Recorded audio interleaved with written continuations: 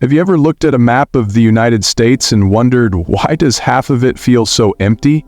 Sprawling landscapes, once full of promise, are now silent. Entire towns stand still, waiting for people who never came back. From rising costs to job shortages, from harsh climates to crumbling infrastructure, the American dream has vanished in many places. And while some states are bursting at the seams with growth, others are practically being abandoned. Today we'll uncover the 4 states where people just don't want to live anymore. Not because they're bad, but because something's gone terribly wrong. Let's travel into the forgotten heart of America and discover why these states are being emptied out. Number 1. Wyoming. Wyoming is the least populated state in America, not because people never lived here, but because they no longer want to. Its breathtaking landscapes, open skies, and rugged independence once attracted pioneers and dreamers. But in 2025, Wyoming's biggest feature is its emptiness. The state's economy is heavily reliant on coal, gas, and mineral extraction. As the world moves toward renewables, Wyoming is caught in a trap. Mines close, workers relocate, towns dry up. Schools are consolidating. Healthcare is miles away, sometimes hundreds. Internet access is poor in many rural areas. Young adults, facing limited job prospects and no cultural life, flee to Denver, Salt Lake City, or beyond. The harsh winters and remote terrain only accelerate this trend. While the cost of living is low, so is the availability of modern amenities. Once considered the embodiment of Western freedom, Wyoming is now a state where silence has replaced opportunity. Number 2. North Dakota.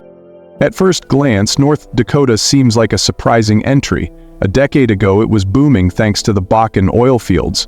But boomtowns don't always last. As oil prices fell, so did jobs. People left in droves. Towns that were once exploding with new construction now stand half empty, with "for sale" signs dotting streets that no longer bustle. North Dakota also faces a brutal climate. Temperatures can plunge to -40 degrees in winter. Blizzards are a yearly event. Infrastructure struggles to keep up. For many, the mental strain of surviving these winters is a deal breaker. Remote living comes at a cost. Basic services like hospitals, schools, and broadband are limited. Native reservations, which make up a large portion of the state, are plagued by underfunding and lack of access to jobs or health care. And then there's the isolation. Social life is minimal.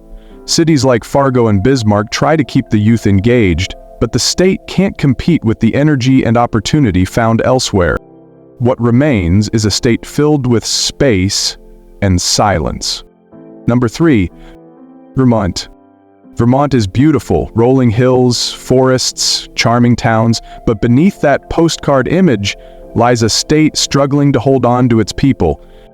Vermont has one of the oldest populations in the U.S. Its youth are disappearing, not through natural decline but through migration. After college, few return. The job market is small. Most companies here are local or seasonal. Cost of living is surprisingly high. Groceries, utilities, and housing eat into incomes that are far lower than the national average. Property taxes are heavy, and in many rural areas, there's little to show for them.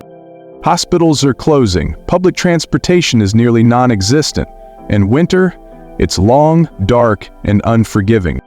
Even its tourism sector, once a lifeline, has taken a hit in recent years due to shifting weather patterns and fewer seasonal visitors.